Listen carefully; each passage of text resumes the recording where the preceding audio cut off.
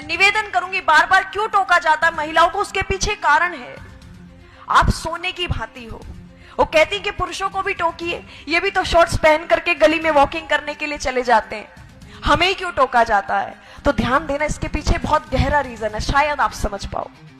पुरुष एक लोहे की भांति है, लोहे से तुलना की गई है पुरुष की, लेकिन महिला एक हीरे की भांति है, एक गोल्ड की भांति है, सोने की भांति है। आपने देखा होगा, आप यहां से बाहर निकलेंगे, लोहा आपको कहीं भी पड़ा मिल जाएगा।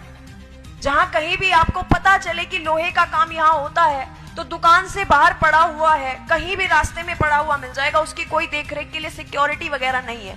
लेकिन जब आप कोई ज्वेलरी खरीदने के लिए जाते हो, गोल्ड और डायमंड की, तब भी यही स्थिति होती है क्या? कवर करके रखा जाता है, और कवर ही नहीं, ओवर सिक्योरिटी में रखा जाता है। साइरेंस यूज हो जाते हैं जैसे ही कोई टच करता है। लेकिन यहां स्थिति विपरीत आई, आप सोने की भांति हो। और मुझे समझ नहीं आता कि हमें छोटे ड्रेसेस पहनने में ही क्यों स्वतंत्रता चाहिए?